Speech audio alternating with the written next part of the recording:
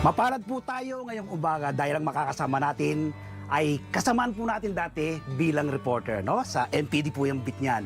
Kaya dating DSWD Secretary. At ngayon po, Chief of Staff ni Congressman Erwin Tulfo. COS Jericho Abier. Good morning, pare, idol. Kumusta po kayo? Mabuti, mabuti. Ano po pinagkakabalan po ninyo ngayon? Ito, yan. May konting taniman ng ampalaya. Yes. Ito, may maliit na kubo dito sa Batangas. Yes. Ito talaga yung talagang pinaglilibangan namin ngayon. Wow. Ako at saka yung pamilya ko. Yes. Siyempre, yung mga kaibigan ko na rin dito sa Batangas. Kailan po kayo nagsimulang mahilig sa gardening, COS? Actually, bata pa naman, may Yes. hilig na ako magtanim-tanim. And mas, naalala mo nung pandemic, yung sabi ko sa'yo, nagtatanim ako sa backyard na Yes. doon nagsimula talaga yung binigyan mo pa nga ako nung naalala ko, nasa mineral water na. Ba, talaga naman. Yun yung kangkong yun, Yes. yung pinalago yun, nasa Bote. bote. Bote, okay. So, di ba, binigyan mo ako dati. And marami na ako noon, mga Yes. okra, kamatis. Yes. Pero, syempre, nung after pandemic, Mm. balik sa trabaho, napabayaan yung mga halaman. Yes. Dahil busy. Yes. Ito ngayon. COS, Tinutuloy. ako po yung natutuwa, no? Dati kasama ka lang po namin, Romero Responde. Kapag may Oo, sunog, ano? Sa MPD, kapag may sunog, kung may balita, responde Barilan. tayo. Yes. Oo. Pero ngayon po, malayo na po narating ninyo, malayo pa po nararating po Hindi ninyo, naman, ano? ganun pa rin, dati pa rin. Yes. Tapos balikan po natin ang paghahalaman po ninyo. Doon ba man kinikwento mo, ito yung gusto mong buhay eh. Magkaroon ka ng Oo. farm. Oo. Ito na, nandito ka na. Ito talaga, pangarap na natupad. Yes. Na talagang bata pa lang ako, sabi ko, sana hindi naman kalakihan lupa. Mm. Tama lang, ganito na, sana magkaroon ako ng sariling lupa, may kahit maliit na bahay. Yes. Yung bakasyonan ba? Yes. Kasi lahat tayo siguro umiiwas tayo sa magulong ng Metro Manila, di ba? Tama. Gusto natin pag weekend, gusto ko tahimik. Yes. So, yun yung idea talaga. Kaya ako, bata pa lang, gusto ko na talaga may ganito. Yes. Tsaka siguro talagang pag tumatanda, ganun Oo. yung gusto, yung retirement place na ba? Yes. Pahinga, di ba? Yun, ganun talaga yung idea niya. Napaka-busy nyo pong trabaho eh. Alam ko po, lalo na po si Kong Erwin, ano? Workaholic yan. Kamukha mo. Sobra. Paano nyo po naisisingit yung pagtatanim, si Wes? Sobrang workaholic talaga nung amo ko.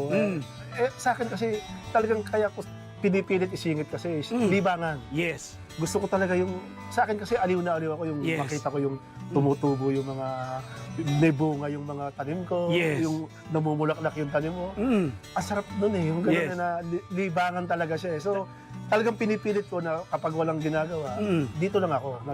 Weekend, dito Yes. ako. Singit talaga. Hindi ba babayaran niyang pera yan na si Yes, Wes? oo, kahit isang araw lang na magstay ako dito, na Yes. pag balik ko ng Monday sa trabaho, parang naka-recharge ka talaga. Yes. Sobrang balik yung sigla mo eh. Ang ganda ng pangalan po nitong farm po ninyo, bakasyon po ninyo, Casa Dalisay. Yes. Kailan po ito nagsimula? Actually, na-acquire ko itong lupa na to more than 5 years ago na eh. Wow. Okay. And kamamatay lang din nung nanay ko, no? Kaya Casa Dalisay. Kasi yung nanay ko Dalisay. Hinango sa pangalan ni nanay. Kaya katuwaan lang yun na Yes. nagpagawa lang ako ng konting signboard na Casa Dalisay. Yes. Ayun, naging tawag na sa kanya, Casa Dalisay na, ng Yes. mga barkada ko, kamag-anak ko. Kasi nga, parang tribute ko na sa nanay ko. Kasi alam mo Yun. naman, sino nagpalaki sa atin, yung mga magulang natin. So, tribute ko sa kanya. Si Wes, yung mga kabataan ngayon, o kaya yung iba nating kababayan, nawawalan silang gana sa pagtatanim, sa farming. Pero kayo po ba, nakita nyo may potential yung farming dito sa atin? Sabi nyo, libangan nyo lang. Ngayon po ba'y kumikita? Oo, yun Ba? yun nga yung medyo nagugulat ako. Kasi Yes. una, talagang wala akong inisip na kikita. Libangan nga lang eh. Yes. Nagulat ako, okay pala yung kitaan sa, lalo na ampalaya. Kasi ngayon ang mahal na yan eh. Yes. Nasa 500. 500 yung per bundle. per bundle, Yes. 10 kilo yun. 10 kilo. So, minsan nagre-renta kami, nag-harvest kami dito, nasa 30 kilos. Yes. Pinakamalaki, mahigit 30 kilos. 300 kilos. Na, Yes. Wow. Ganun karami yung na-harvest namin dito. Kaya nakakatuwa. Hindi mo alam na, ngayon, nagulat na lang ako na bawi ko na pala yung ginastos ko. Wow! Sa isang taniman lang po yan. Isang taniman lang Wow, talaga naman. na nakapag-return of investment na tayo. Oo. And then, And ngayon, yung mga extra, kumikita na lang. Di ba? Nakikita ko si OS nung undersecretary pa kayo ng DSWD. Halos sa pero ngayon nakikita ko relax ka at Oo. napakaganda ng atmosphere mo. Nag-enjoy ka sa pagtatanim. Yes. Yeah. Sobrang nakaka-enjoy. Although, hindi naman ako talaga yung talagang tutok kasi Yes. trabaho nga tayo. Mm. Yung parang silip-silip lang ako every weekend, na Yes. ganyan. Pero yung pag dadalaw ako dito, yun talaga yung pang-relax ko eh. Yun. Yung nakaka-relax talaga sa akin. So yung farming po ba si OS ay enjoyable and profitable para sa inyo? Sobrang enjoyable and Wow.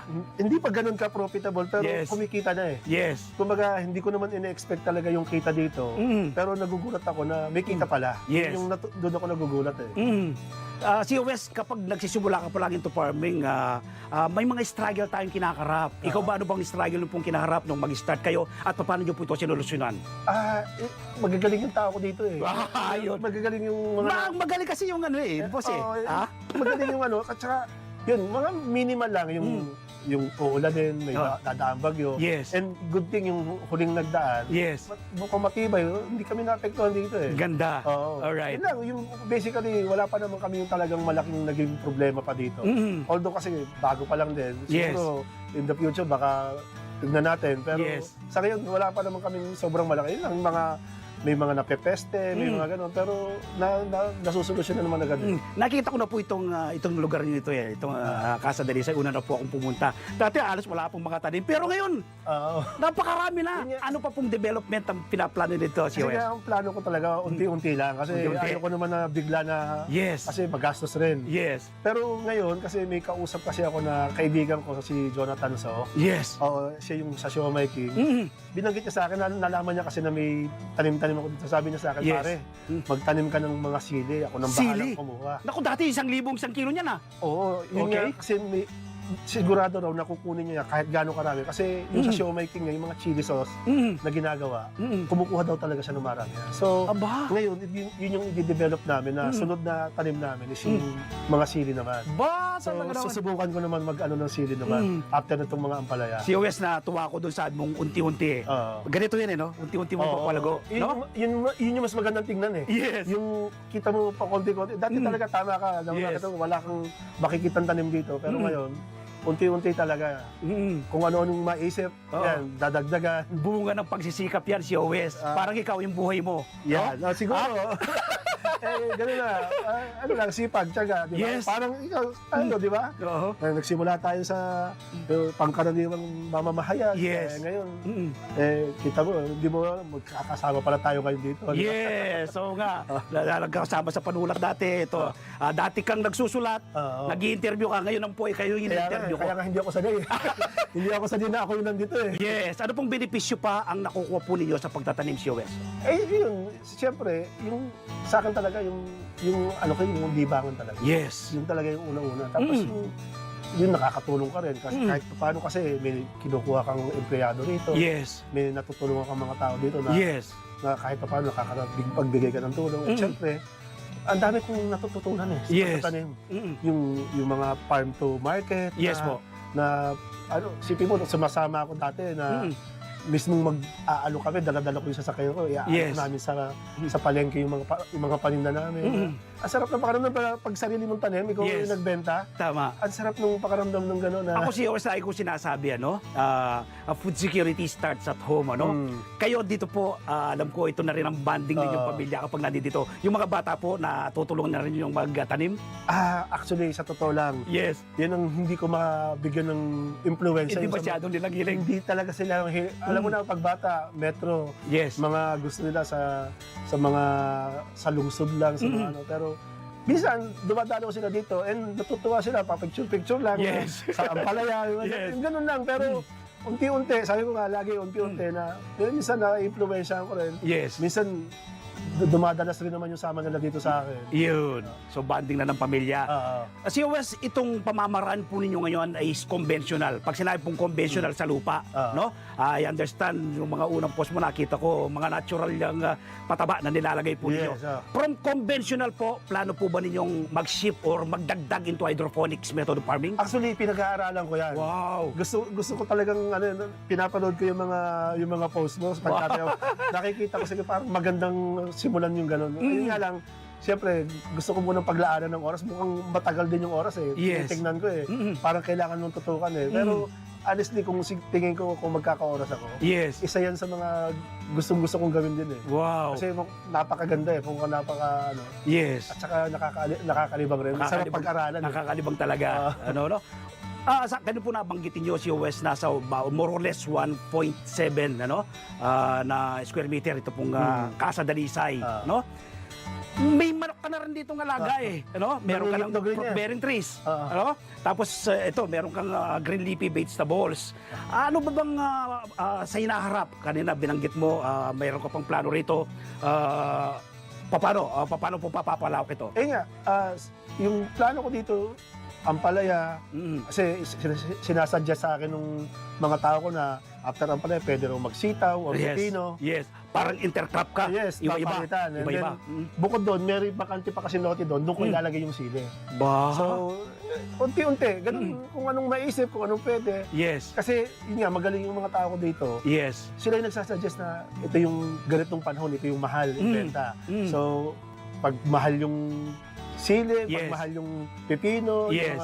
yung mga okra, yun yung sinasuggest nila. So, yun yung sumusunod ako sa kanila. Kasi Yun. sila mas nakakaalam eh. Tama po. Oo. Ngayon po, alam ko marami pong may inspire sa inyo, motivate at educate.